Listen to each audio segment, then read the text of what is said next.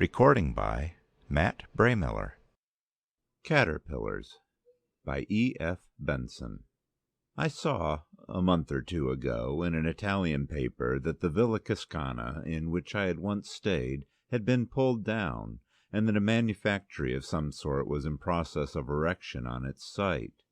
There is, therefore, no longer any reason for refraining from writing of those things which I myself saw, or imagined I saw, in a certain room and on a certain landing of the villa in question, nor from mentioning the circumstances which followed, which may or may not, according to the opinion of the reader, throw some light on or be somehow connected with this experience. The Villa Cascana was in all ways but one a perfectly delightful house. Yet, if it were standing now, nothing in the world, I use the phrase in its literal sense, would induce me to set foot in it again, for I believe it to have been haunted in a very terrible and practical manner.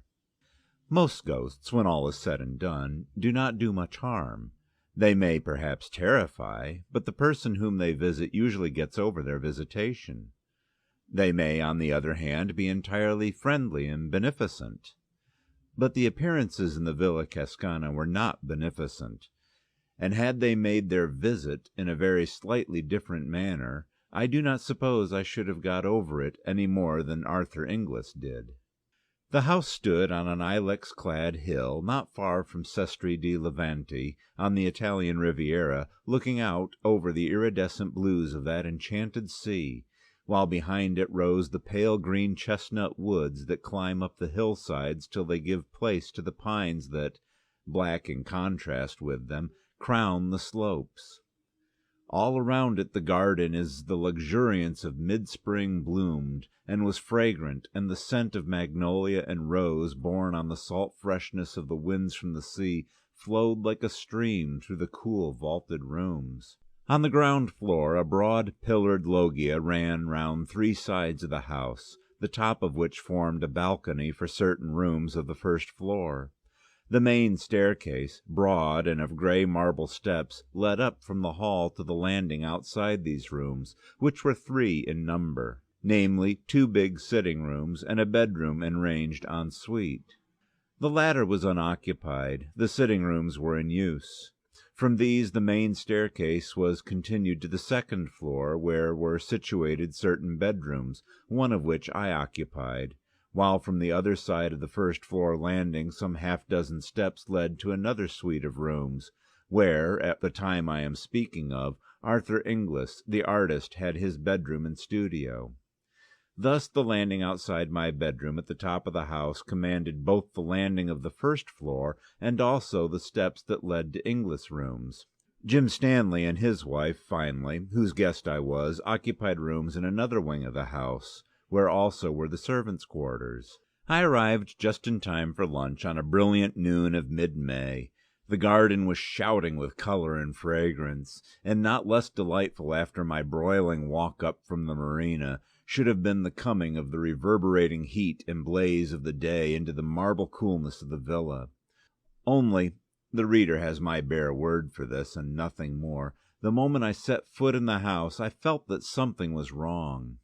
This feeling, I may say, was quite vague, though very strong, and I remembered that when I saw letters waiting for me on the table in the hall, I felt certain that the explanation was here. I was convinced that there was bad news of some sort for me.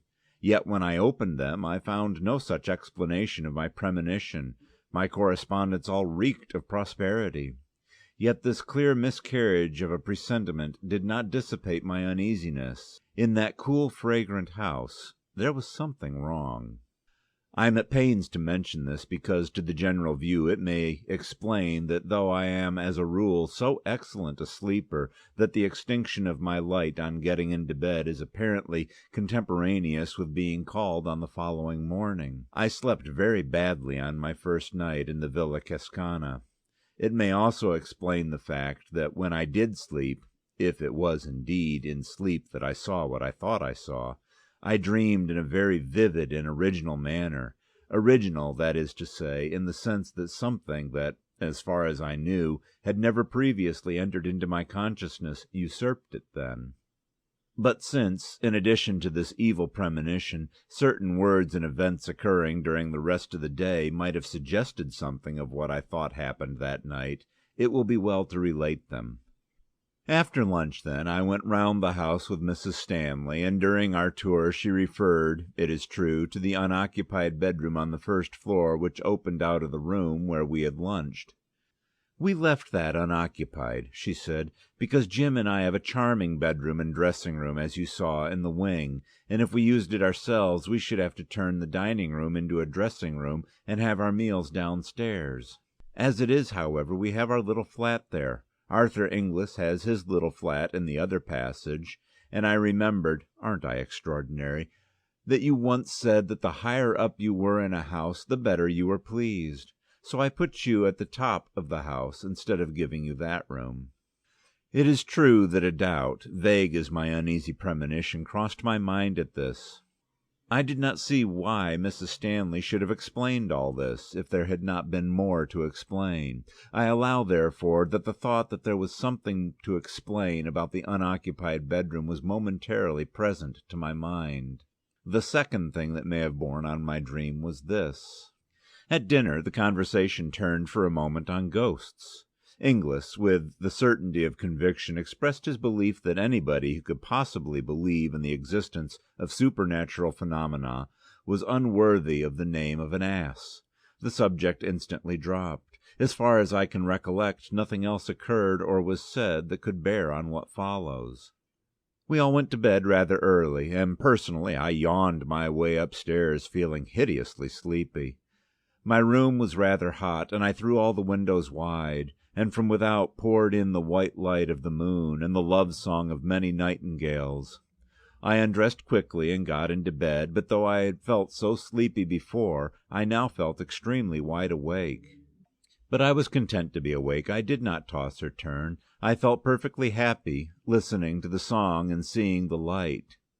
Then it is possible I may have gone to sleep, and what follows may have been a dream. I thought, anyhow, that after a time the nightingales ceased singing and the moon sank. I thought also that if, for some unexplained reason, I was going to lie awake all night, I might as well read, and I remembered that I had left a book in which I was interested in the dining room on the first floor. So I got out of bed, lit a candle, and went downstairs. I went into the room, saw on a side table the book I had come to look for, and then simultaneously saw that the door into the unoccupied bedroom was open. A curious grey light, not of dawn nor of moonshine, came out of it, and I looked in. The bed stood just opposite the door, a big four-poster hung with tapestry at the head. Then I saw that the greyish light of the bedroom came from the bed, or rather from what was on the bed, for it was covered with great caterpillars, a foot or more in length, which crawled over it. They were faintly luminous, and it was the light from them that showed me the room. Instead of the sucker feet of ordinary caterpillars, they had rows of pincers like crabs, and they moved by grasping what they lay on with their pincers, and then sliding their bodies forward. In color these dreadful insects were yellowish-gray, and they were covered with irregular lumps and swelling. There must have been hundreds of them, for they formed a sort of writhing, crawling pyramid on the bed. Occasionally one fell off onto the floor with a soft, fleshy thud, and though the floor was of hard concrete, it yielded to the pincher feet as if it had been putty. And, crawling back, the caterpillar would mount onto the bed again to rejoin its fearful companions. They appeared to have no faces, so to speak, but at one end of them there was a mouth that opened sideways in respiration. Then as I looked, it seemed to me as if they all suddenly became conscious of my presence. All those mouths, at any rate, were turned in my direction, and next moment they began dropping off the bed with those soft fleshy thuds onto the floor and wriggling towards me. For 1 second a paralysis as of a dream was on me, but the next I was running upstairs again to my room, and I remember feeling the cold of the marble steps on my bare feet. I rushed into my bedroom and slammed the door behind me, and then, I was certainly wide awake now, I found myself standing by my bed with the sweat of terror pouring from me. The noise of the banged door still rang in my ears, but, as would have been more usual if this had been mere nightmare, the terror that had been mine when I saw those foul beasts crawling about the bed or dropping softly on to the floor did not cease then. Awake now, if dreaming before, I did not at all recover from the horror of dream. It did not seem to me that I had dreamed. And until dawn I sat or stood, not daring to lie down, thinking that every rustle or movement that I heard was the approach of the caterpillars. To them and the claws that bit into the cement, the wood of the door was child's play. Steel would not keep them out. But with the sweet and noble return of day, the horror vanished. The whispers of wind became benignant again. The nameless fear, whatever it was smoothed out and terrified me no longer. Dawn broke, hueless at first, and then grew dove-colored. Then the flaming pageant of light spread over the sky. The admirable rule of the house was that everybody had breakfast where and when he pleased, and in consequence it was not till lunch-time that I met any of the other members of our party, since I had breakfast on my balcony and wrote letters and other things till lunch. In fact, I got down to that meal rather late, after the other three had begun. Between my knife and fork there was a small pill-box of cardboard, and as I sat down Inglis spoke. "Do look at that," he said. "Since you are interested in natural history, I found it crawling on my counterpane last night, and I don't know what it is." I think that before I opened the pill-box I expected something of the sort which I found in it. Inside it, anyhow, was a small caterpillar, grayish-yellow in color, with curious bumps and excrescences on its rings. It was extremely active, and hurried round the box this way and that. Its feet were unlike the feet of any caterpillar I ever saw. They were like the pincers of a crab. I looked and shut the lid down again. "No, I don't know it," I said, "but it looks rather unwholesome. What are you going to do with it?" "Oh, I shall keep it," said Inglis. "It has begun to spin. I want to see what sort of a moth it turns into." I opened the box again, and saw that these hurrying movements were indeed the beginnings of the spinning of a web of its cocoon. Then Inglis spoke again. "It has got funny feet, too," he said. "They are like crab's pincers. What's the Latin for crab?" "Oh, yes, Cancer. So in case it is unique, let's christen it Cancer Inglisensis." Then something happened in my brain, some momentary piecing together of all that I had seen or dreamed. Something in his words seemed to me to throw light on it all, and my own intense horror at the experience of the night before linked itself on to what he had just said. In effect, I took the box and threw it, caterpillar and all, out of the window. There was a gravel path just outside, and beyond it a fountain playing into a basin. The box fell into the middle of this. Inglis laughed. "So the students of the occult don't like solid facts," he said. "My poor caterpillar." The talk went off again at once on to other subjects, and I have only given in detail, as they happened, these trivialities in order to be sure myself that I have recorded everything that could have borne on the occult subjects or on the subject of caterpillars. But at that moment when I threw the pill-box into the fountain I lost my head. My only excuse is that, as is probably plain, the tenant of it was, in miniature, exactly what I had seen crowded onto the bed in the unoccupied room. And though this translation of those phantoms into flesh and blood, or whatever it is that caterpillars are made of, ought perhaps to have relieved the horror of the night, as a matter of fact it did nothing of the kind. It only made the crawling pyramid that covered the bed in the unoccupied room more hideously real. After lunch we spent a lazy hour or two strolling about the garden or sitting in the loggia, and it must have been about 4 o'clock when Stanley and I started off to bathe, down the path that led by the fountain into which I had thrown the pill-box. The water was shallow and clear, and at the bottom of it I saw its white remains. The water had disintegrated the cardboard, and it had become no more than a few strips and shreds of sodden paper. The centre of the fountain was a marble Italian Cupid, which squirted the water out of a wineskin held under its arm, and, crawling up its leg, was the caterpillar. Strange and scarcely credible as it seemed, it must have survived the falling to bits of its prison, and made its way to shore, and there it was, out of arm's reach, weaving and waving this way and that as it evolved its cocoon. Then, as I looked at it, it seemed to me again that, like the caterpillar I had seen last night, it saw me, and breaking out of the threads that surrounded it, it crawled down the marble leg of the Cupid, and began swimming like a snake across the water of the fountain towards me. It came with extraordinary speed. The fact of a caterpillar being able to swim was new to me, and in another moment was crawling up the marble lip of the basin. Just then Inglis joined us.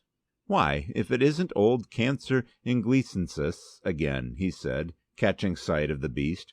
"What a tearing hurry it is in!" We were standing side by side on the path, and when the caterpillar had advanced to within about a yard of us, it stopped, and began waving again as if in doubt as to the direction in which it should go.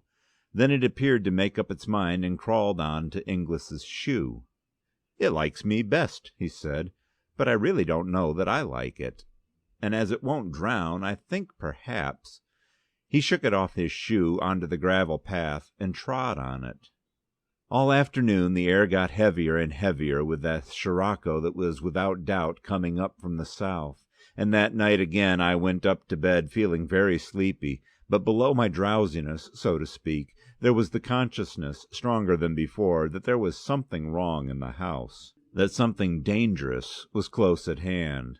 But I fell asleep at once, and, how long after I do not know, either woke or dreamed I awoke, feeling that I must get up at once, or I should be too late. Then, dreaming or awake, I lay and fought this fear, telling myself that I was but the prey of my own nerves, disordered by sirocco or what not, and at the same time quite clearly knowing in another part of my mind, so to speak, that every moment's delay added to the danger.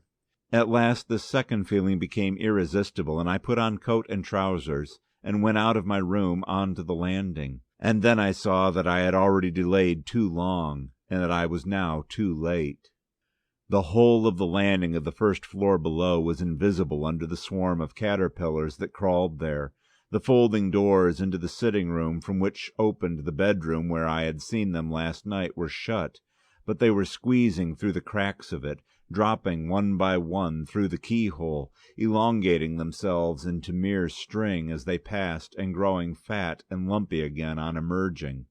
Some, as if exploring, were nosing about the steps into the passage at the end of which were Inglis's rooms. Others were crawling on the lowest steps of the staircase that led up to where I stood. The landing, however, was completely covered with them. I was cut off. And of the frozen horror that seized me when I saw that, I can give no idea in words. Then at last a general movement began to take place, and they grew thicker on the steps that led to Inglis's room. Gradually, like some hideous tide of flesh, they advanced along the passage, and I saw the foremost, visible in the pale grey luminescence that came from them, reach his door. Again and again I tried to shout and warn him, in terror all the time that they would turn at the sound of my voice and mount my stair instead. But for all my efforts I felt that no sound came from my throat. They crawled along the hinge crack of his door, passing through as they had done before, and still I stood there making impotent efforts to shout to him, to bid him escape while there was time. At last the passage was completely empty. They had all gone. At that moment I was conscious for the first time of the cold of the marble landing on which I stood barefooted. The dawn was just beginning to break in the eastern sky. 6 months after, I met Mrs. Stanley in a country house in England. We talked on many subjects, and at last she said, "I don't think I have seen you since I got that dreadful news about Arthur Inglis a month ago." "I haven't heard," said I. "No? He has got cancer. They don't even advise an operation, for there is no hope of a cure. He is riddled with it, the doctors say." Now during all these 6 months I do not think a day had passed on which I had not had in my mind the dreams, or whatever you like to call them, which I had seen in the Villa Cascana. "It is awful, is it not?" she continued. "And I can't help feeling that he may have—" "Caught it at the villa?" I asked. She looked at me in blank surprise. "Why did you say that?" she asked. "How did you know?" Then she told me. In the unoccupied bedroom a year before there had been a fatal case of cancer. She had, of course, taken the best advice, and had been told that the utmost dictates of prudence would be obeyed, so long as she did not put anybody to sleep in the room, which had also been thoroughly disinfected and newly whitewashed and painted. But